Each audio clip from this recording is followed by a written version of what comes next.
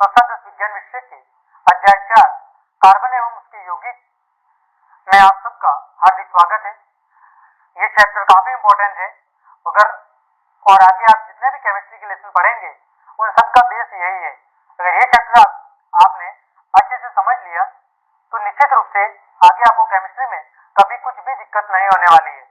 लेकिन अगर आपने इस चैप्टर को अच्छे से नहीं पढ़ा है तो फिर आगे के जितने भी केमिस्ट्री के चैप्टर होंगे उन चैप्टर को समझने में आपको काफी मुश्किल होगी। तो मैं पूरी कोशिश करूंगा कि चैप्टर की जो छोटी से छोटी बात है उस बारीक से बारीक बात को भी समझाऊं।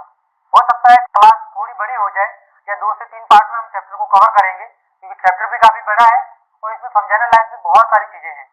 तो अगर आप कहीं पर भी क्लास देख रहे हो, अगर वो आपको आधे घंटे या घंटे में पूरी क्लास समझा रहा है, इसका मतलब वो आपको आधा अधूरा बता रहा है, क्योंकि ये चैप्टर काफी बड़ा है और इसमें हर लाइन समझाने जैसी है जो आपके लिए काफी जरूरी है। तो चलिए हम शुरू करते हैं। सबसे पहले हम बात कर रहे हैं वो है कार्बन के बारे में कुछ बेसिक जानकारी। पहले कार्बन का कुछ परिचय प्राप्त करते हैं और उसके बारे में आगे बढ़ेंगे। तो अगर हम बात करें कार्बन की, तो कार्बन अधातु है। कैसी है? कार्बन की प्रकृति कैसी है? अधातु प्रकृति है। इसका प्रतीक क्या है? इसका प्रतीक सी है। सर्वतोमुखी तत्व कार्बन भूप्रवृत्ति में खनिजों के रूप में 0.02% और वायुमंडल में कार्बन डाइऑक्साइड के रूप में 0.03% उपस्थित है। अब यहाँ पर जो शब्द लिखा हुआ है सर्वतोमुखी तत्व, इसका मतलब क्या है? इसका मतलब यह है कि कार्बन प्रकृति में हर जगह किसी न किसी रूप में मौजूद है। चाहे आप भोजन की बात कर ले, फल की बात कर ले, सब्जियों की बात कर ले, रोटी की बात कर ले, कपड़ा की बात कर ले, या सजीवों की बात कर ले, पौधों की बात कर ले, पशु पक्षियों की बात कर ले, जीव जंतुओं की बात कर ले, सब जगह कार्बन किसी न किसी रूप में मौजूद है और इसी कारण इसे सर्वतोमुखी तत्व कहा जाता है। साथ ही यह पृथ्वी की भूप्रकृति में भी खनिजों के रूप में भी मौजूद है और साथ ही हमारे वायुमंडल में यह कार्बन डाइऑक्साइड के रूप में मौजूद है।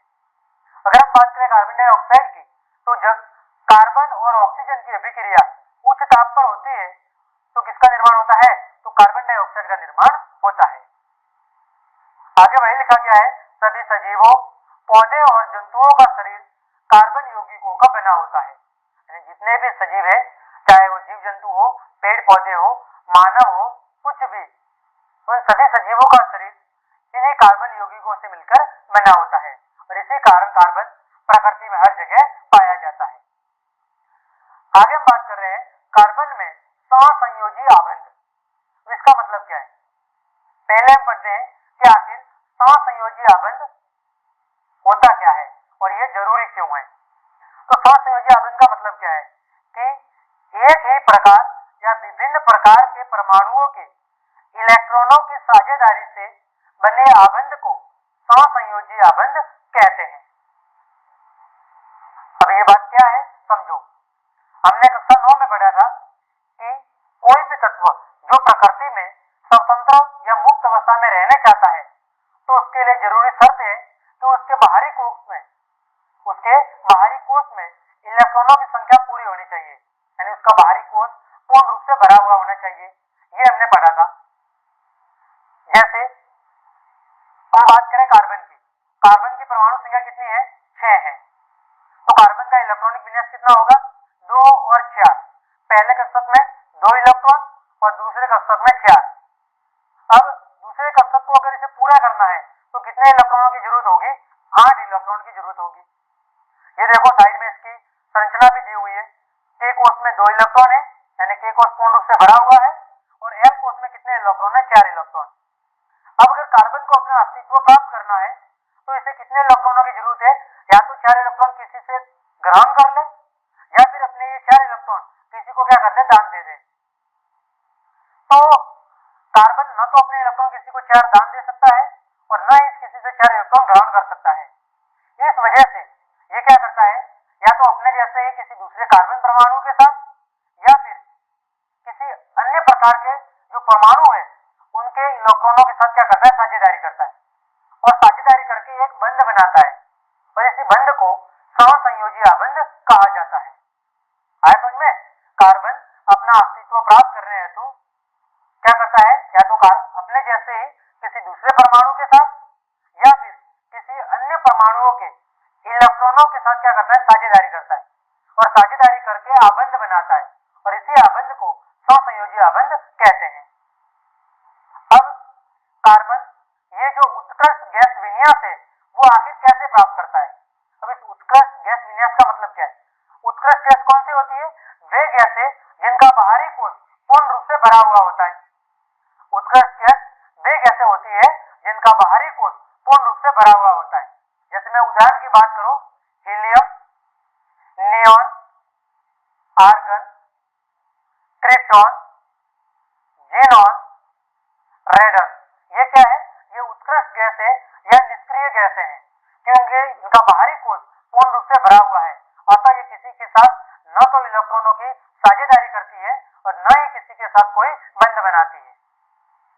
तो फिर कार्बन ऐसी प्रकृति कैसे प्राप्त कर सकता है वो हमें समझाया गया है। तो कार्बन तत्व संयोजी है। अभी हमने देखा कि कार्बन के बाहरी कोश में 4 इलेक्ट्रॉन है, इसका मतलब वो 4 इलेक्ट्रॉनों की साझेदारी कर सकता है। कार्बन न तो 4 इलेक्ट्रॉन खोकर धनायन और न ही 4 इलेक्ट्रॉन खोकर ऋणायन आयनिक आबंध बनाता है, यानी कार्बन न तो अपने 4 इलेक्ट्रॉन किसी को दे सकता है और न ही किसी से 4 इलेक्ट्रॉन ले सकता है। कारण क्या है? देखो, क्योंकि 4 अतिरिक्त इलेक्ट्रॉनों को धारण करना कार्बन के लिए क्या है? अत्यंत ही कठिन है, क्योंकि प्रकृति में ऐसे बहुत कम तत्व मौजूद है जो 4 इलेक्ट्रॉन किसी से ग्रहण करने की क्षमता रखते हैं। कार्बन द्वारा 4 इलेक्ट्रॉन खोने के लिए अत्यधिक ऊर्जा की आवश्यकता होगी और न ही अपने 4 इलेक्ट्रॉन किसी को दान कर सकता है, क्योंकि अगर ये अपने 4 इलेक्ट्रॉन किसी को दान करना चाहता है तो फिर इन 4 इलेक्ट्रॉनों को अपनी कक्षा से बाहर निकालने के लिए इसे बहुत अधिक मात्रा में क्या पड़ेगी? ऊर्जा की आवश्यकता पड़ेगी। इसीलिए कार्बन अपने अन्य परमाणु या अन्य तत्वों के परमाणुओं के साथ इलेक्ट्रॉनों के साथ साझेदारी करके क्या बनाता है? आबंध बनाता है, यानी कि ये अपने न तो इलेक्ट्रॉन किसी से ग्रहण कर सकता है और न ही दान कर सकता है। इस समस्या से छुटकारा पाने हेतु ये या तो अपने जैसे दूसरे परमाणु या फिर किसी अन्य परमाणुओं के इलेक्ट्रॉनों के साथ क्या करता है? साझेदारी करके आबंध बनाता है और इसी आबंध बनाने की प्रक्रिया को सहसंयोजी आबंध कहते हैं। अब कार्बन है वो कार्बन के साथ तो बंध बना ही सकता है, इसके अलावा वो हाइड्रोजन के साथ बना सकता है, ऑक्सीजन के साथ बना सकता है, नाइट्रोजन के साथ, क्लोरीन के साथ, इन अन्य सभी प्रकार के तत्वों के साथ वो इलेक्ट्रॉनों की साझेदारी करके क्या कर सकता है? सहसंयोजी आबंध बना सकता है। आया समझ में? यहाँ पर देखो एक चित्र भी दिया हुआ है जिसमें यह समझाया गया है कि यहाँ पर जो आपको दिख रहा है, मैं इसको थोड़ा सही करता हूँ, ये देखें यहाँ पर कार्बन कितने हैं? कार्बन 2 है और हाइड्रोजन कितने हैं? 6, यानी कि C2H6। अब देखो कार्बन है, कार्बन के बाहरी कोश में कितने इलेक्ट्रॉन है? 4। देखो जो आपको X से दिख रहे हैं वो X कार्बन के इलेक्ट्रॉन है, तो 1 2 3 और 4 ये इस कार्बन के इलेक्ट्रॉन हो गए और इस कार्बन के 1 2 3 और 4 ये इस कार्बन के हो गए। फिर हाइड्रोजन जो आपको बिंदु दिख रहे हैं वो हाइड्रोजन के इलेक्ट्रॉन है, तो हाइड्रोजन के बाहरी कोश में एक ही इलेक्ट्रॉन होता है, तो ये एक ये इसका एक और ये इसका एक। तो देखो कार्बन ने किया क्या? 3 हाइड्रोजन के साथ और एक इस कार्बन के साथ इलेक्ट्रॉनों की साझेदारी कर दी, तो 3 तो हाइड्रोजन से मिल गए और एक इस कार्बन के साथ, तो 4 पहले से थे, 4 की साझेदारी कर ली, कितने हो गए टोटल? 8, तो यानी इसका कोश पूरा हो गया। ठीक इसी तरह दूसरा कार्बन, इसने भी एक इन 3 हाइड्रोजन से ले लिया और एक इस कार्बन के साथ साझेदारी कर दी, तो इसने भी 4 इलेक्ट्रॉनों की साझेदारी कर दी, तो इसके भी बाहरी कोश में कितने हो गए? 8 हो गए। तो इस प्रकार कार्बन 4 इलेक्ट्रॉनों की साझेदारी करके क्या करता है? सहसंयोजी आबंध किसी के साथ बना सकता है और इस प्रकार अपना अस्तित्व को प्राप्त करता है। आया समझ में? आगे बढ़ते हैं, वो है हाइड्रोजन। हाइड्रोजन का उदाहरण दिया हुआ है कि आखिर हाइड्रोजन सहसंयोजी आबंध कैसे बनाता है। तो देखो हाइड्रोजन के बाहरी कोश में कितना इलेक्ट्रॉन है? 1 होता है, क्योंकि हाइड्रोजन का परमाणु क्रमांक कितना है? हाइड्रोजन का परमाणु क्रमांक 1 है। अतः इसके के कोश में इलेक्ट्रॉनों की संख्या कितनी होती है? 1 होती है और के कोश में अधिकतम इलेक्ट्रॉन कितने रह सकते हैं? 2। तो फिर इसे कितने इलेक्ट्रॉनों की और जरूरत है? 1 इलेक्ट्रॉन की और जरूरत है। तो यहाँ पर देखो हाइड्रोजन के 2 परमाणु हुए, दोनों परमाणु आपस में एक दूसरे के साथ एक इलेक्ट्रॉन की क्या करेंगे, साझेदारी, और एक इलेक्ट्रॉन की जब ये साझेदारी कर देंगे तो दोनों हाइड्रोजन के बाहरी कोष में 2 इलेक्ट्रॉन पूरे हो जाएंगे और इस प्रकार हाइड्रोजन के 2 परमाणु आपस में मिलकर H2 अणु का यानी हाइड्रोजन के अणु का निर्माण करेंगे। और यहाँ पर हाइड्रोजन और हाइड्रोजन के बीच में एक इलेक्ट्रॉन की साझेदारी हो रही है, अतः इसे हम ऐसे दर्शाएंगे, हाइड्रोजन और हाइड्रोजन के बीच में एक लाइन। ये सिंगल लाइन क्या दर्शाती है कि इनके बीच में एक एक इलेक्ट्रॉन की साझेदारी हो रही है और इस बंध को एकल नाम, किस नाम से जाना जाता है, एकल आबंध के नाम से जाना जाता है। किस नाम से जाना जाता है, एकल आबंध। जब एक इलेक्ट्रॉन की साझेदारी होती है तो उसे हम एकल आबंध के नाम से जानते हैं। ठीक है, आगे उदाहरण दिया हुआ है ऑक्सीजन का। तो ऑक्सीजन का परमाणु क्रमांक कितना है, ऑक्सीजन का परमाणु क्रमांक है 8। तो इसका इलेक्ट्रॉनिक विन्यास कितना होगा, 2 और 6। के कोष में 2, ये तो पूरा भरा हुआ है, एल कोष में 6। तो अगर इसको पूरा भरना है तो एल कोष में कितने और इलेक्ट्रॉन चाहिए, 2 इलेक्ट्रॉन चाहिए। तो फिर ऑक्सीजन कितने इलेक्ट्रॉनों की साझेदारी कर सकता है, अधिकतम 2 इलेक्ट्रॉनों की। तो यहाँ पर देखो ऑक्सीजन के 2 परमाणु है और ये दोनों परमाणु आपस में 2 इलेक्ट्रॉनों की क्या कर रहे हैं, साझेदारी कर रहे हैं और क्या बना रहे हैं, ऑक्सीजन अणु बना रहे हैं। और यहाँ पर देखो ऑक्सीजन और ऑक्सीजन के बीच में 2 इलेक्ट्रॉनों की साझेदारी हो रही है, तो इसको हम कैसे दर्शाएंगे, ऑक्सीजन और ऑक्सीजन के बीच में द्वितीय आबंध। तो द्वितीय आबंध को कैसे दर्शाएंगे, 2 लाइन से। ये 2 लाइन क्या बता रही है कि इनके बीच में 2 इलेक्ट्रॉनों की साझेदारी हो रही है और इसे हम क्या कहेंगे, द्वितीय आबंध कहेंगे। फिर अगला उदाहरण दिया हुआ है नाइट्रोजन का। नाइट्रोजन का परमाणु क्रमांक कितना होता है, 7। तो इसका इलेक्ट्रॉनिक विन्यास कितना होगा, 2 और 5। के कोष में कितने होंगे, 2 और एल कोष में कितने होंगे, 5। अब इसको एल कोष पूरा करना है तो कितने और इलेक्ट्रॉन चाहिए, 3। जब ये 3 इलेक्ट्रॉनों की किसी से साझेदारी कर लेगा तो इसके बाहरी कोष में कितने इलेक्ट्रॉन हो जाएंगे, 8 पूरे हो जाएंगे। तो यहाँ पर देखो नाइट्रोजन के 2 परमाणु है, इन दोनों ने 3 इलेक्ट्रॉनों की क्या की है, साझेदारी। तो 3 इलेक्ट्रॉनों की साझेदारी करके इन दोनों के अस्तर क्या हो गए, पूरे हो गए और किसका निर्माण हुआ, नाइट्रोजन अणु का। यहाँ पर 3 इलेक्ट्रॉनों की साझेदारी हो रही है तो हम यहाँ पर नाइट्रोजन और नाइट्रोजन के बीच में इसको दर्शाएंगे, त्रिआबंध को दर्शाएंगे। आया समझ में, ये हमने देख लिया अभी अणुओं के बीच में सहसंयोजी आबंध। आगे हम देख रहे हैं यौगिक के बीच में सहसंयोजी आबंध। किसके बीच में, यौगिक के बीच में।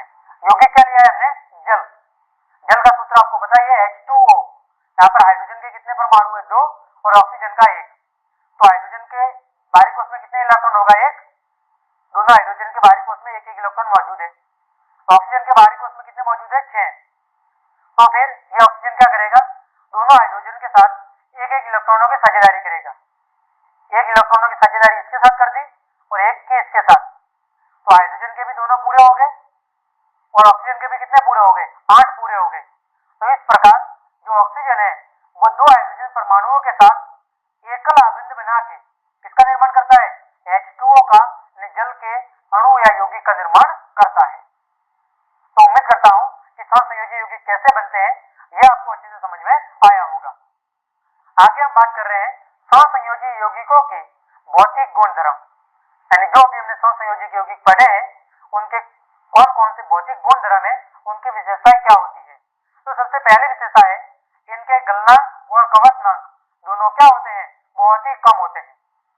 अब गलनांक क्या होता है, गलनांक का मतलब वह तापमान जिस पर कोई ठोस पदार्थ द्रव में बदलता है, और कवचनांक क्या होता है, वह तापमान जिस पर कोई द्रव पदार्थ वाष्पों में बदलता है। तो गलनांक और कवचनांक दोनों ही सहसंयोजी यौगिकों के क्या होते हैं, कम होते हैं। कारण क्या है, क्योंकि इनके बीच अंतराणु आकर्षण बल क्या होता है, बहुत ही कम होता है। ठीक है, इस कारण से इनके गलनांक और कवचनांक क्या होते हैं, काफी कम होते हैं। दूसरा गुण क्या है कि जो सहसंयोजी यौगिक है वो विद्युत के कुचालक होते हैं। कैसे होते हैं, विद्युत के कुचालक। कारण क्या है कि यहाँ पर इलेक्ट्रॉनों के बीच कोई और आवेशित कण नहीं होता है। यहाँ पर इलेक्ट्रॉनों के बीच में कोई भी आवेशित कण नहीं होता, क्योंकि विद्युत धारा का प्रवाह तभी हो सकता है जब 2 आवेश हो, प्लस और माइनस दोनों मौजूद हो। यहाँ पर तो केवल इलेक्ट्रॉन है, तो इलेक्ट्रॉन और इलेक्ट्रॉन के बीच में कभी भी आवेश का प्रवाह नहीं हो सकता। इस कारण से यहाँ पर विद्युत का प्रवाह नहीं होगा। अभी कुछ लोगों के मन में यह डाउट आ रहा होगा कि जल में तो विद्युत धारा का प्रवाह होता है, आपने तो कहा नहीं होता। लेकिन हम जो जल बात कर रहे हैं, जो जल हम इस्तेमाल करते हैं, वो जल कैसा होता है? अशुद्ध जल होता है। और अशुद्ध जल में कई प्रकार की अशुद्धियां होती है, इसी कारण से उसमें विद्युत धारा का प्रवाह हो जाता है। लेकिन अगर मैं शुद्ध जल की बात करूं, जिसे आशुद्ध जल भी कहा जाता है, आशुद्ध जल जिसका पीएच मान कितना होता है? पीएच मान 7 होता है, उसमें कभी भी विद्युत धारा का प्रवाह नहीं होता है। ठीक है, आगे बढ़ते हैं हम। कार्बन की सर्वतोमुखी प्रकृति, कि कार्बन प्रकृति में सब जगह पाया जाता है, इसका आखिर कारण क्या है? ये किस कारण की वजह से या किन गुणधर्मों की वजह से प्रकृति में सब जगह पाया जाता है? तो पहला गुणधर्म है वो है श्रृंखलन। क्या है? श्रृंखलन। श्रृंखलन का मतलब क्या है? श्रृंखला बनाने का गुणधर्म, यानी कार्बन किसी दूसरे कार्बन परमाणुओं के साथ जुड़ के क्या करता है? जुड़कर या सहसंयोजी आबंध बना के एक लंबी श्रृंखला बनाने का गुणधर्म रखता है। चाहे वो लंबी श्रृंखला हो, एक सीधी श्रृंखला हो, चाहे वो शाखित श्रृंखला हो, या चाहे वो वलय संरचना हो। अब इसके बारे में अभी आगे पढ़ेंगे कि लंबी श्रृंखला का मतलब क्या है? लंबी श्रृंखला का मतलब है सीधी श्रृंखला। ये ऐसे, ये क्या है? ये एक लंबी सीधी श्रृंखला है। फिर हम बात करें शाखित श्रृंखला।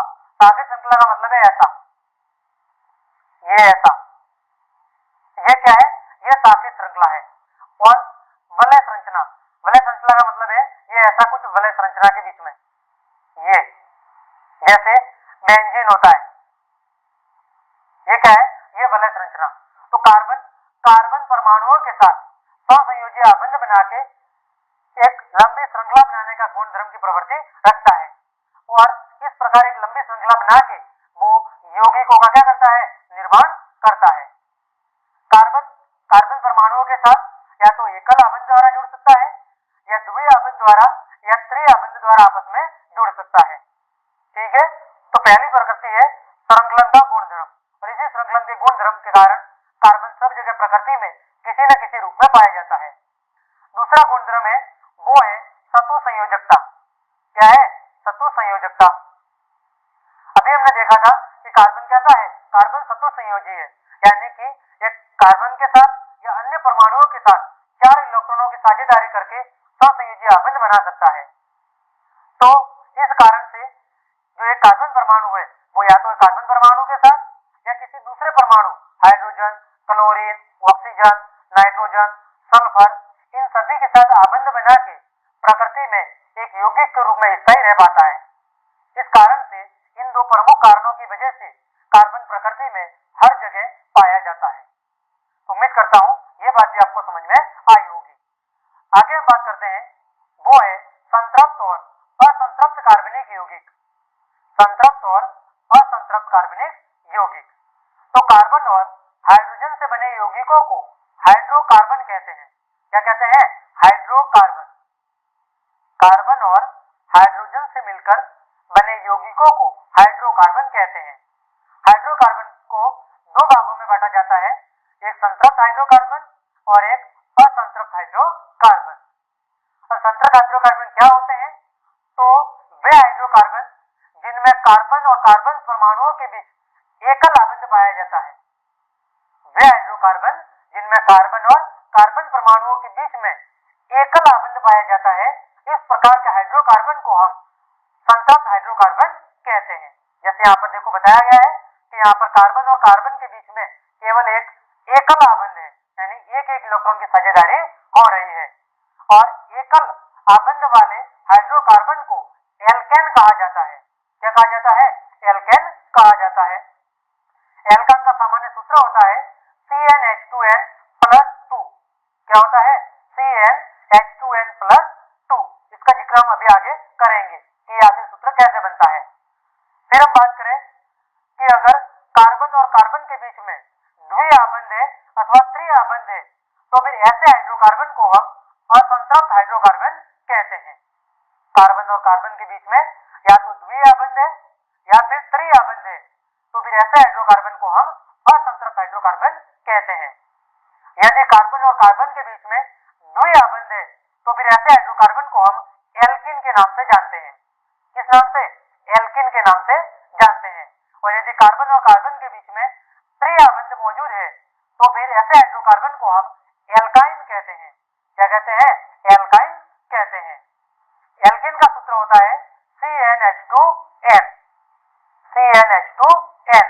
वहीं एल्काइन का सूत्र होता है CnH2n-2। क्या सूत्र होता है?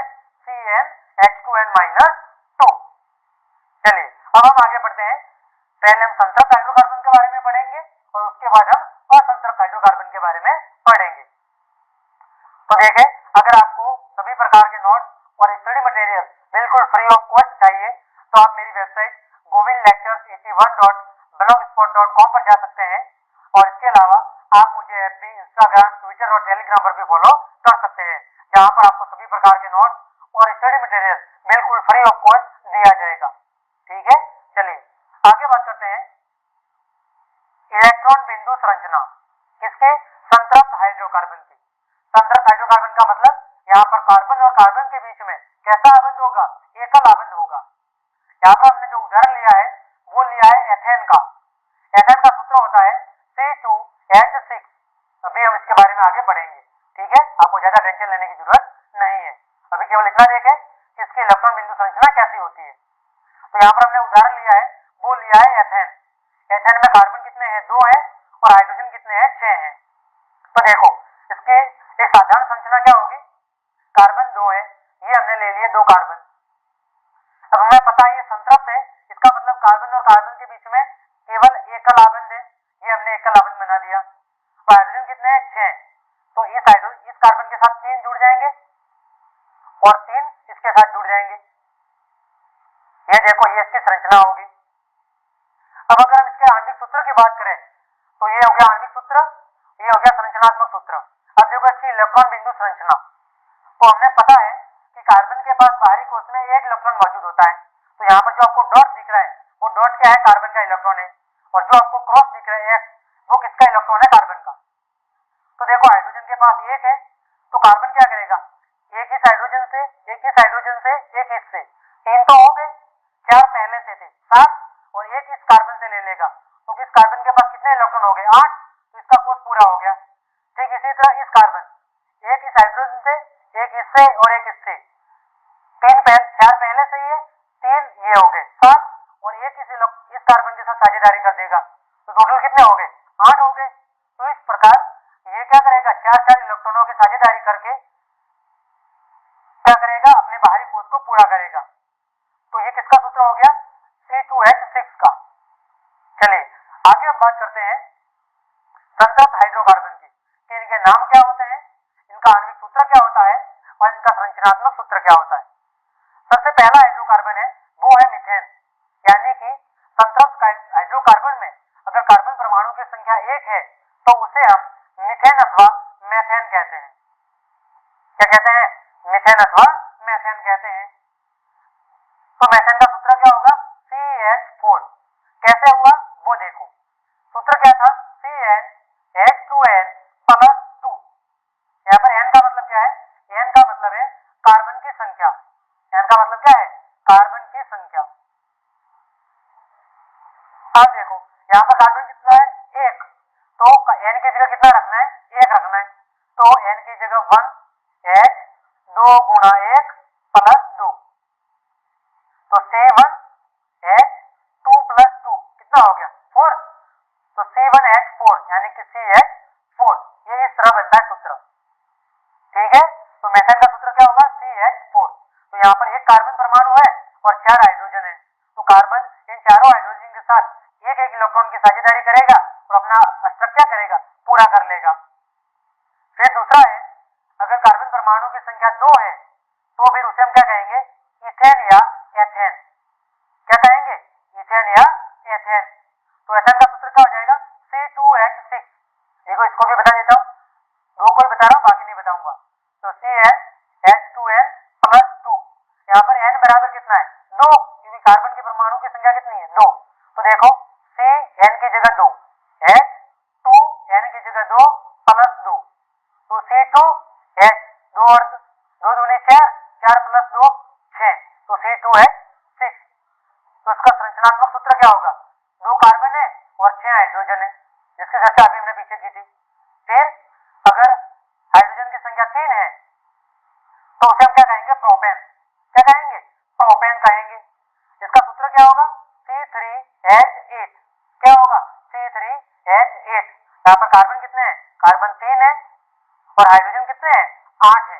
प्रत्येक कार्बन कार्बन के साथ एक एक इलेक्ट्रॉन की साझेदारी करेगा और हाइड्रोजन के साथ भी एक एक की, और इस प्रकार ये अपनी चारों संयोजकता पूरी कर लेंगे। अगला, अगर कार्बन परमाणु की संख्या 5 है तो उसे हम क्या कहेंगे, ब्यूटेन। सॉरी 4 है तो उसे हम क्या कहेंगे, ब्यूटेन। सूत्र होगा C4H10। यहाँ पर कार्बन क्या आएंगे, कार्बन 4 है और हाइड्रोजन कितने हैं, 10 है। फिर यदि कार्बन की संख्या 5 है तो उसे हम क्या कहेंगे, पेंटेन। सूत्र क्या होगा, C5H12। कार्बन कितने हैं, कार्बन 5 है और हाइड्रोजन कितने हैं, हाइड्रोजन 12 है। फिर इसी तरह अगर हम बात करें कि अगर कार्बन की संख्या 6 है तो 6 को हम क्या कहेंगे, मैं यहाँ पर साइड में बता रहा हूँ, ठीक है। अभी पुस्तक में नहीं दिया हुआ लेकिन फिर मैं बता रहा हूँ। अगर 6 है तो 6 को हम कहेंगे हेक्सेन। क्या कहेंगे, हेक्सेन। सूत्र क्या होगा, C6 और H कितने हो जाएंगे, H हो जाएंगे 14। देखो कैसे बनाया, C N की जगह 6, H 2, N की जगह 6 प्लस 2, तो C6H 6 दूनी 12, 12 और 2 14।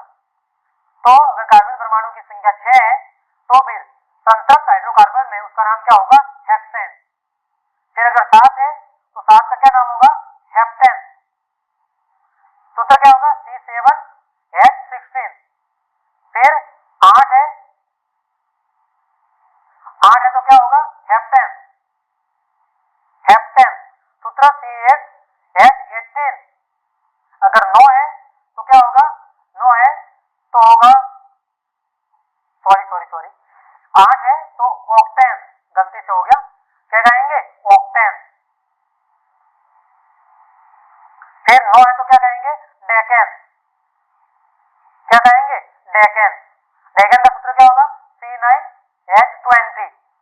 और अगर 10 है तो उसे क्या कहेंगे, नॉन डेकेन। क्या कहेंगे, नॉन डेकेन। और इसका सूत्र क्या होगा, C10H22। चलिए फिर से एक बार बता देता हूं। अगर कार्बन परमाणु की संख्या 6 है तो फिर संतृप्त हाइड्रोकार्बन में उसे क्या कहेंगे, हेक्सेन। सूत्र क्या होगा, C6H14। अगर कार्बन की संख्या 7 है तो क्या कहेंगे, हेप्टेन। सूत्र होगा C7H16। अगर कार्बन की संख्या 8 है तो नाम क्या होगा, ऑक्टेन, C8H18। अगर 9 है तो डेकेन, C9H20। अगर 10 है तो नॉन डेकेन, सूत्र क्या होगा, C10H22। तो ये अभी हमने संतृप्त हाइड्रोकार्बन का जिक्र कर लिया। तो दोस्तों आज की क्लास को मैं यहीं पे विराम देते हैं। क्लास काफी बड़ी हो चुकी है लेकिन मैंने हर चीज समझाने की कोशिश की थी, तो आप इस चैप्टर को एक दो बार अच्छे से समझ लें और रिवाइज करके देख लें तो ये चैप्टर आपका काफी अच्छे से तैयार हो जाएगा।